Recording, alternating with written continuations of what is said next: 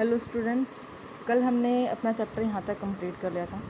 Carbohydrate last में पढ़ा था कि नाइट्रोजन खाद डाली जाती है, खाद के अंदर नाइट्रोजन होता है, जिससे क्या होता है कि प्लांट की जो ग्रोथ होती है यानी कि उसकी वृद्धि होती है वो अच्छी होती है। ठीक है, अब हम पढ़ेंगे पादपों में पोषण की अन्य विधियाँ। तो सिर्फ एक विधि तो नहीं हो सकती जिससे पोषण मिलेगा, बहुत सारी होगी।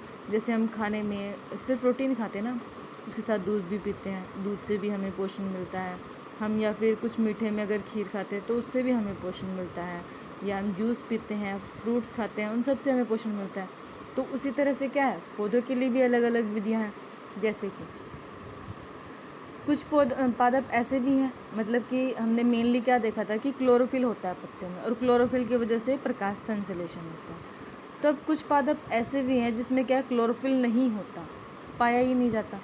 तो वो क्या करते हैं, वे अपना भोजन नहीं बना सकते, लेकिन वो किस पे डिपेंड करते हैं, उनको फिर खाना कैसे मिलता है, वो किसी दूसरे पौधे पे डिपेंड करते हैं। जैसे हम है ना, हम क्या करते हैं, हम खाना नहीं बना सकते हैं, मतलब फ्रूट्स वगैरह वेजिटेबल्स वगैरह के लिए हम किस पे डिपेंड करते हैं, हम डिपेंड करते हैं पौधों पे डिपेंड करते हैं। तो उसी तरह से जो पौधे अपना खाना नहीं बना पाते हैं वो किस पे डिपेंड करते हैं, दूसरे पौधों पे।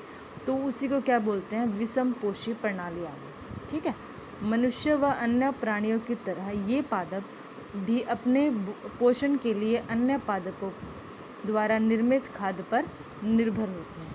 ठीक है, उनको क्या कहते हैं, विषम पोषी प्रणाली। जैसे कि अब क्लोरोफिल नहीं है, इसका एग्जाम्पल क्या है, अंबर बेल। जी, बेल लगती है ना, किसी का सहारा लेके रखती है, अगर किसी पेड़ के सहारे, तो वो क्या करते हैं, उस पेड़ से न्यूट्रिशन लेते हैं, उस पेड़ से क्या लेते हैं, पोषण लेती है। अब जैसे अंबर बेल का पादप है, इसमें क्या है, क्लोरोफिल नहीं है। ठीक है, ये अपना भोजन कैसे प्राप्त करती है, जिस पर ये आरोहित होती है, यानी कि जिसका सहारा लेके ये खड़ी होती है, जिस पर ये आरोहित होती है वह उसको क्या कहते हैं, पादप को परपोषी कहलाते हैं। परपोषी है इसका एग्जाम्पल, क्योंकि अंबर बेल जैसे पादप परपोषी को अमूल्य पोषकों से वंचित कर देती है। ठीक है, उन्हें क्या कहते हैं, परजीवी। अब क्या है, ये परजीवी तो हो गया। अब ये जो परपोषी और परजीवी है, ये तो क्या है, दूसरे पौधों से पोषण लेती है। अब कुछ ऐसे भी सुना होगा आपने कि सिर्फ दूसरे पौधों से ही नहीं, कुछ ऐसे भी पौधे होते हैं जो कि क्या, छोटे मोटे कीड़े मकोड़े भी खाते हैं, यानी कि जंतुओं को खा जाते हैं। अब देखो, जो जंतुओं को भक्षण करते हैं यानी कि जंतुओं को खाते हैं, कुछ ऐसे पादप भी हैं जो कीटों को पकड़ते हैं और उन्हें पचा जाते हैं, ऐसे भी होते हैं। या फिर क्या होते हैं, ऐसे पौधे हरे या अन्य किसी रंग के भी हो सकते हैं, किसी भी कलर के हो सकते हैं। उनकी संरचना कैसे होती है, इस तरह की। देखो, ये घड़े की तरह होती है। ठीक है, इसके ऊपर जाली सी लगी होती है, जो जाली लगी होती है ये क्या होती है, अधोमुखी कहते हैं, अधोमुखी मतलब आधा मुख खुला हुआ। ठीक है, जब कोई कीट घड़े में प्रवेश करता है यानी कि इसके अंदर प्रवेश करने लगता है तो क्या होता है, उसके रोमों में फंस जाता है, यानी कि जो है ना, ये जाली से इसमें फंस जाता है, और क्या हो जाता है, खा जाता है फिर वो पौधा। तो ऐसे पौधों को क्या कहते हैं, कीटभक्षी। कीटों का भक्षण करने वाले ऐसे पौधे कीटभक्षी पादप कहलाते हैं। ठीक है, अब इसका एग्जाम्पल क्या है, वीनस फ्लाई ट्रैप। क्या है, वीनस फ्लाई ट्रैप और सनड्यू कीटभक्षी, ये क्या है, दो उदाहरण है। विषम पोषी का जो परपोषी वाला जो उदाहरण था वो क्या था, अंबर बेल था। अब इसमें कीटभक्षी का कौन सा उदाहरण है, वीनस फ्लाई ट्रैप और सनड्यू कीटभक्षी। ठीक है, अब इसी तरह से क्या है, मृत जीवी यानी कि इसमें हमने देखेंगे मशरूम का एग्जाम्पल दिया है। मशरूम खाई भी होगी आप लोगों ने, मशरूम की सब्जी बनती है ना। मशरूम क्या होती है, एक फंगी होती है, यानी कि एक फुई होती है, दिखते देखा होगा। जैसे कि वर्षा के दिनों में क्या होता है, वृक्षों की सड़ी गली टहनियाँ क्या हो जाती है, तनों और छालों पर छाते के समान संरचना के गुच्छे भी आपने देखे होंगे। तो इसी को क्या बोलते हैं, मशरूम के। ये फिर क्या करते हैं कि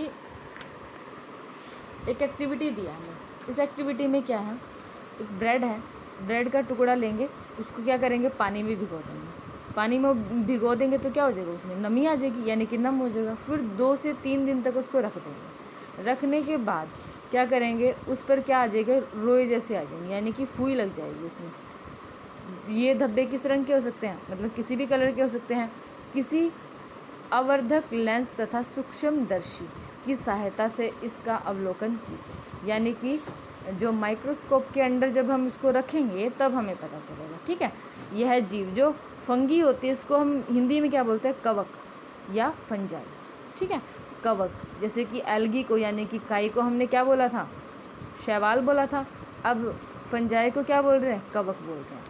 इनकी पोषण प्रणाली तथा पोषण भिन्न भिन्न प्रकार की होती हैं। जैसे कि ये मृत व विघटनकारी यानी कि सड़ने वाली, कोई चीज़ सड़ जाती है ना, उस पर फूई लग जाती है, ये आपने देखी होगी। ठीक है, उनको क्या करते हैं, उनको पचा लेते हैं, तो उन्हीं को क्या बोलते हैं हम, कवक बोलते हैं। अब जो ऐसे होते हैं जिसमें जीव क्या करते हैं, मृत व विघटित यानी कि सड़ने वाली चीज़ में जैविक पदार्थों से उनसे क्या ले लेते हैं, पोषक ले लेते हैं, यानी कि पोषण ले लेते हैं, उनको क्या बोलते हैं, मृत जीव। जो या तो मर चुके हैं या फिर सड़े हुए हैं, उनसे अपना पोषण लेते हैं, उनको बोलते हैं मृत जीव। ठीक है, मृत जीवी का आपको एग्जाम्पल पता चल गया, मशरूम। मृत जीवी का एग्जाम्पल आपको पता चल गया जो कि क्या है, मशरूम है। अब जो कवक है वो कहाँ कहाँ लग जाती है, अचार पे, चमड़े पे, कपड़े पे या फिर कुछ और भी।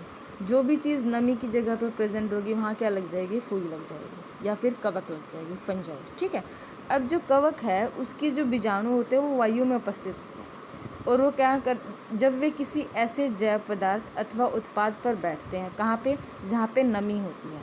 ठीक है, वो क्या कर देते हैं, दूसरे कवक को, नए कवक को जन्म दे देते हैं। तो इसी तरह क्या हो जाती है, जो फुई है वो सारी जगह फैल जाएगी। ठीक है, अब क्या है, कुछ जीव एक दूसरे के साथ रहते हैं, यानी कि दो जीव एक साथ रहते हैं। ठीक है, तथा अपना आवास व पोषण तत्व एक दूसरे के साथ बांटते हैं। जैसे कि हम शेयरिंग करते हैं ना, जैसे आप सब स्कूल में जाते हो और फिर सब मिल बैठ के खाना खाते हो, तो शेयरिंग करते हो, इसको क्या बोलते हैं, सहजीवी संबंध। ये जीवों में होगा तो क्या बोलेंगे, सहजीवी संबंध। इसका जैसे कि उदाहरण है, कुछ कवक वृक्षों की जड़ों में रहते हैं। कवक फंजाई कहाँ रहते हैं, वृक्षों की जड़ों में। वृक्ष कवक को क्या देते हैं, पोषण देते हैं, न्यूट्रिशन देते हैं, और बदले में उन्हें जल व पोषकों के अवशोषण में सहायता मिलती है, यानी कि अब्जॉर्ब करने में, पानी को और न्यूट्रिएंट्स को अब्जॉर्ब करने में। ठीक है, दूसरा एग्जाम्पल है लाइकेन। ये भी क्या करते हैं, इनमें क्या होता है, एक शैवाल होता है, शैवाल यानी कि एल्गी, काई, और दूसरा क्या होती है, कवक, जो फंजाई और फुई होती है। ये क्या करते हैं, शैवाल में क्लोरोफिल उपस्थित होता है, शैवाल ग्रीन कलर की होती है ना, काई, जबकि कवक में क्या होती है, क्लोरोफिल नहीं होता है। अब कवक क्या करेगी, शैवाल को रहने का स्थान दे देगी।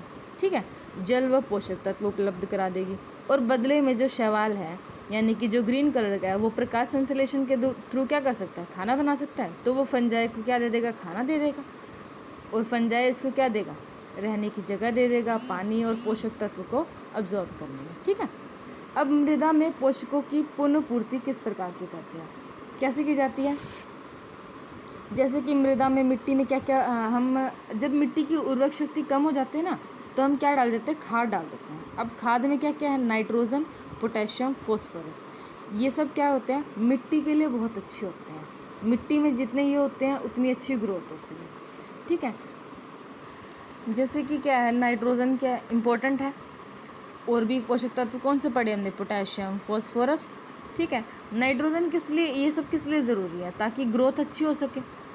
ठीक, अब क्या होता है, फसल की कटाई के बाद नाइट्रोजन की कमी हो जाती है, इसीलिए हमें क्या, खाद डालनी पड़ती है।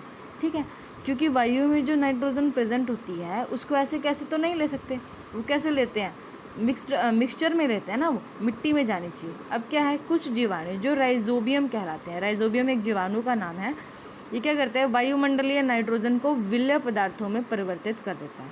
ठीक है, परिवर्तित करने के बाद, परंतु राइजोबियम अपना भोजन स्वयं नहीं बनाता। राइजोबियम क्या है, खुद का भोजन खुद नहीं बना सकता। ये किस पे डिपेंड करता है, चने पे, मटर पे, मूंग पे, सेम और अन्य फलीदार पादपों की जड़ों में क्या मिलता है, राइजोबियम बैक्टीरिया पाया जाता है। ठीक है, ये पता चल गया आपको।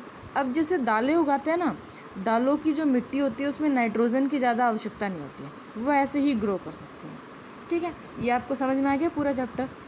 अब हमने इस चैप्टर में क्या क्या पढ़ा हमने, क्लोरोफिल वाला पढ़ा था, स्वपोषी होते हैं, स्वपोषी यानी कि खुद पोषण करने वाले पौधे। जो नहीं लेते हैं खुद से पोषण, वो क्या होते हैं, विषमपोषी।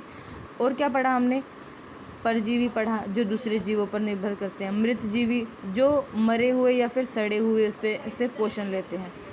ठीक है, ये दूसरे पदार्थों से पोषण लेते हैं। और क्या पढ़ा था हमने इसमें, जो कीट भक्षी यानी कि कीटों पर निर्भर करते हैं। उसके बाद हमने संबंध पढ़े थे, सहजीवी संबंध, जो कि एक दूसरे की हेल्प करके जीते हैं। ठीक है, आज के लिए ये इतना पूरा कंप्लीट चैप्टर हो चुका है। अब क्वेश्चन आंसर देखते हैं।